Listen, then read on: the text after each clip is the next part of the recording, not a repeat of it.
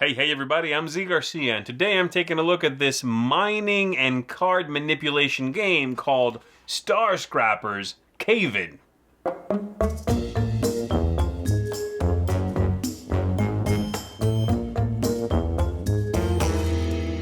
In this game, the players are going to be gathering new miners, using those miners for their special effects, or possibly sending them out to gather the gems that are under this planet's surface, and ultimately trying to have the most victory points.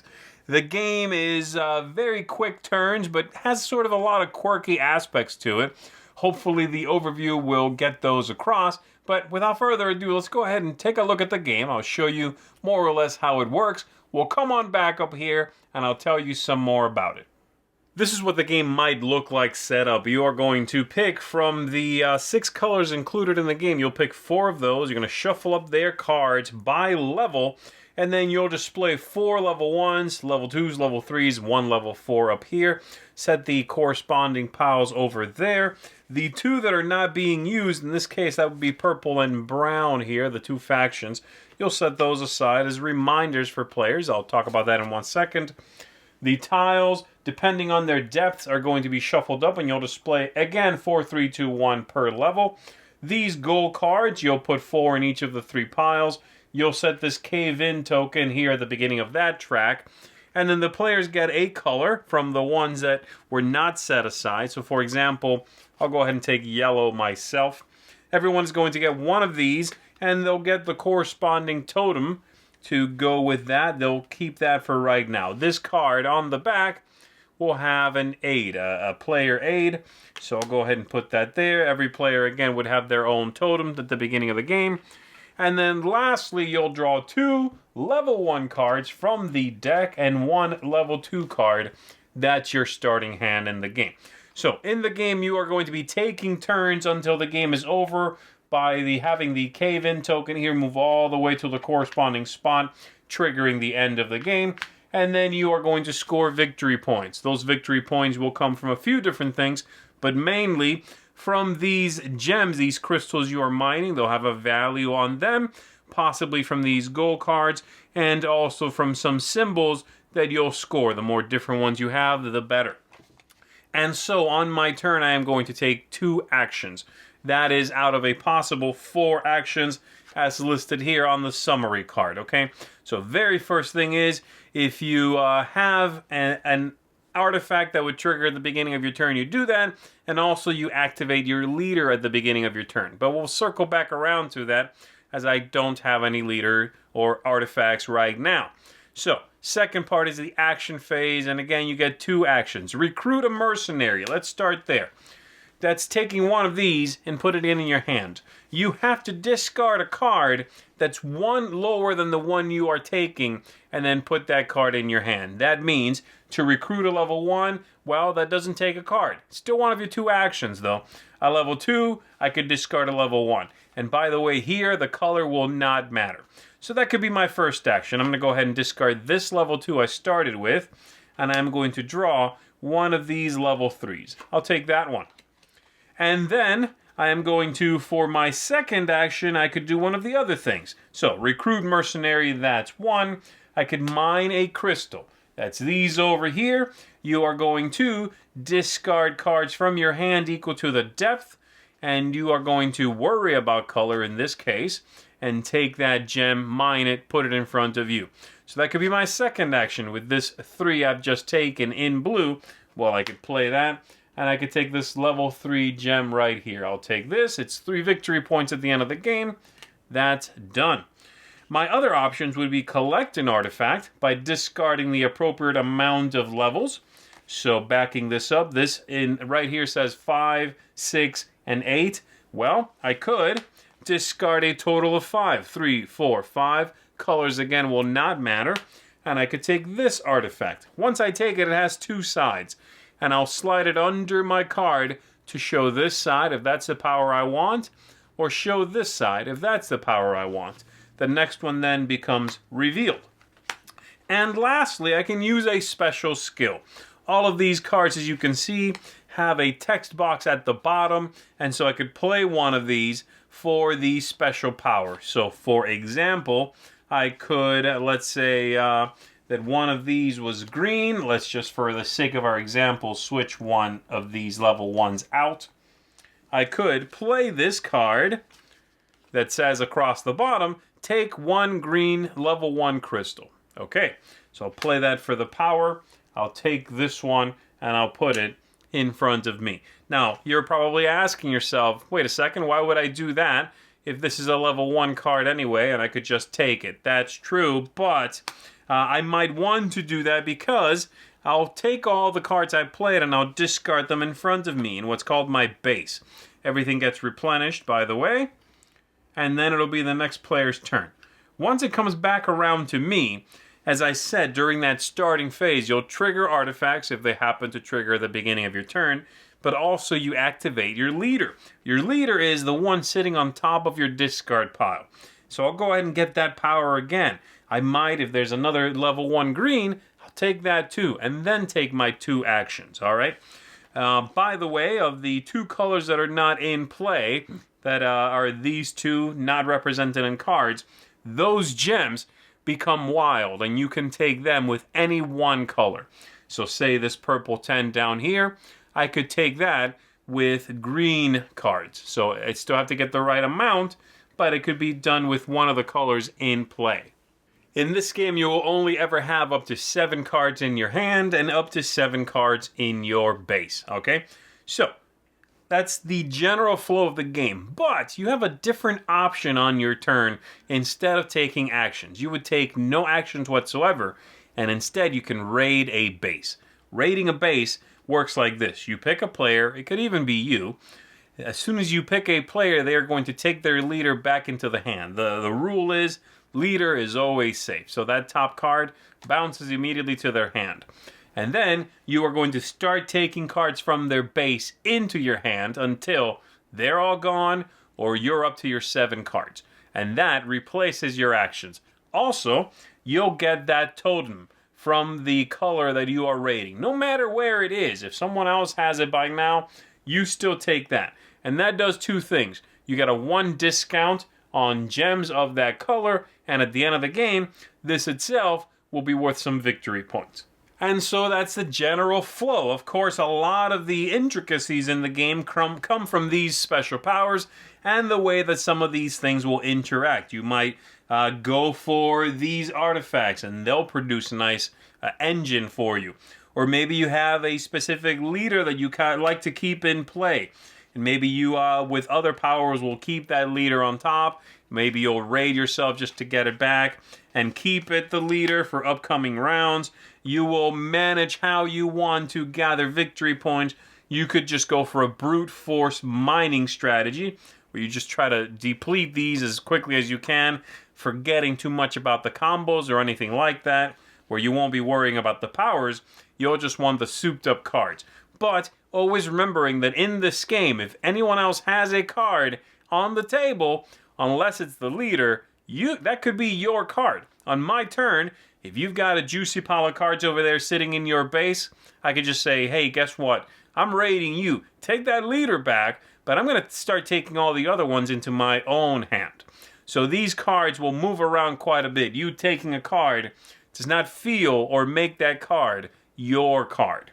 So that should do it. Some of these tiles up here will have a symbol that matches this one. Upon taking that gem, you will move this along.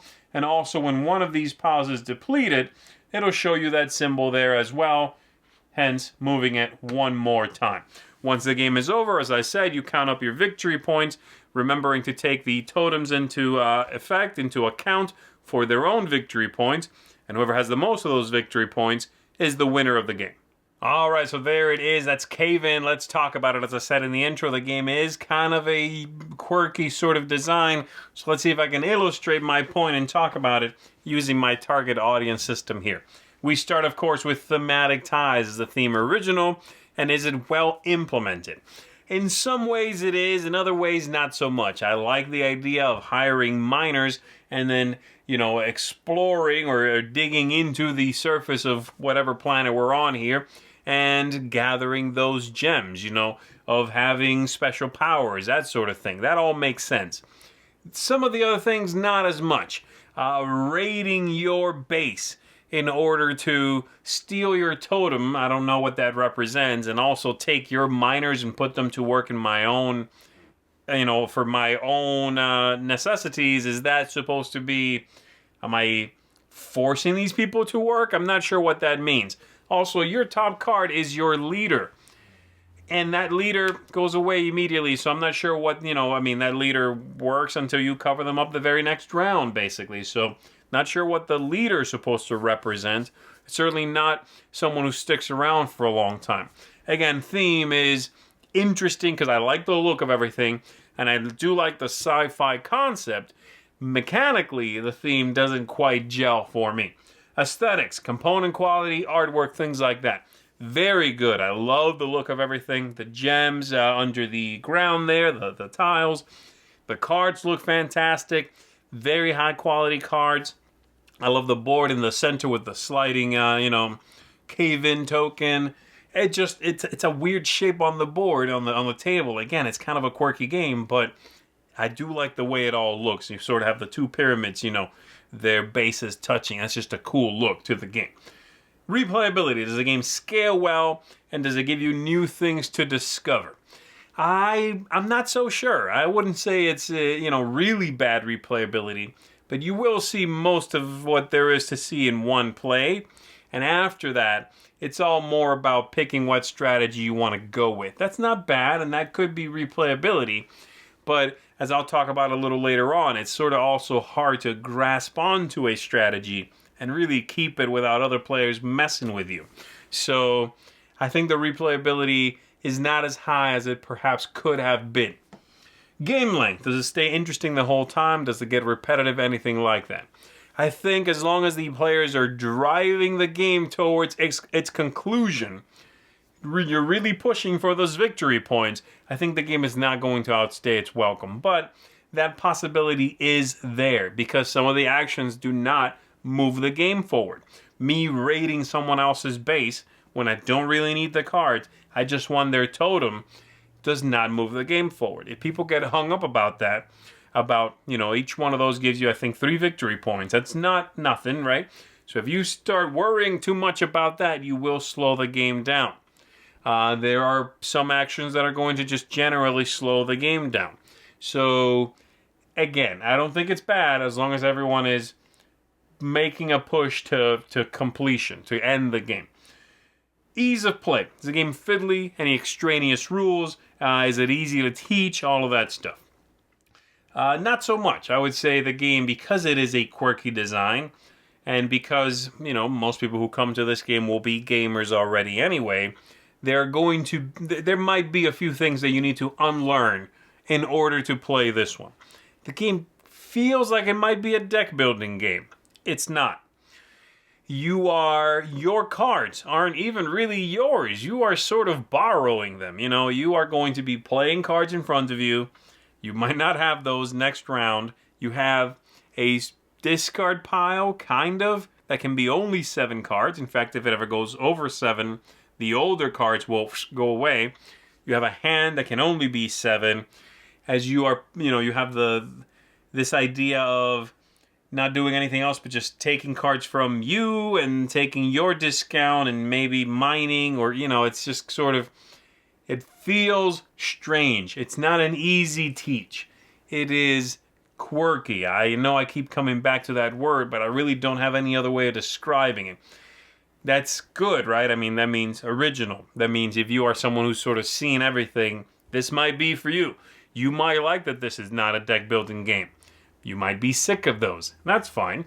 But it also is a little bit difficult to get across to the players what's right, what's wrong maybe, or how to tackle something. It also, on first blush, during that very first game, will seem ridiculously take that. Those cards, again, you need to get it in your head that they're not really your cards. You are just using them right now. Because if you think that, you are going to, I think, really not enjoy your first play of this. People could, just for their turn, take all your stuff. And that might lead to a bad taste in your mouth if you're not sure of what you're getting into, You'll, I think, realize that it's just part of the fluidity of the gameplay but it still feels strange to just build up all this hand of cards, play it once, and then there's someone else's. So there is that. Lastly, tactics and strategy. Is it too lucky? Is it balanced? Are there interesting choices? Yeah, there are interesting choices, especially after you've played the game more than once. And as I said in the overview a little bit, there are a few different paths you can sort of follow, but going back to the, coupling this with the ease of play, it's gonna take quite a few turns, quite a few games, I should say, to really settle into how this works well. And it's still gonna be a little bit of an awkward sort of Frankenstein-ish, a little bit game design. Colors, for example, on the cards, they matter for mining, but they don't matter for the goals, and the objectives, and they don't matter for recruitment. It's all a little bit strange, Overall, I think tactics are there. I think you're going to have some interesting choices, but having only 2 actions on your turn, if you want to play a card that has a power that's already 50% of what you can do on your go, you're often, most people, I haven't seen that happen too much, because if you just play that card later, unless someone raids you, you'll get that power, as your leader. It's okay. The tactics and strategy are just all right. This is one of those games that is really hard to review because I like the look, I like the concept, it sounds neat, and it seemed like the more I tried to play it, the weirder and sort of more obtuse that the whole design felt. So, having said all that, this is not quite a seal for me. This does not get one. That does not mean I hate it, though. I think the game is interesting. I think it might have an audience out there. But I just cannot see myself bringing this out to the table very often. It's going to be a hard game to teach in some ways. It's going to be one where the first play of it almost feels like a throwaway play. I think this is a good one for people who are, A, looking for something that feels and comes across as unique and different. Okay, A. And B, people who do not have a particularly large collection of games and are looking for a game they can get into and play many times. Now be aware, if you do that, you'll see all the cards, you'll know them all, and yes, there are different powers there, but not that many.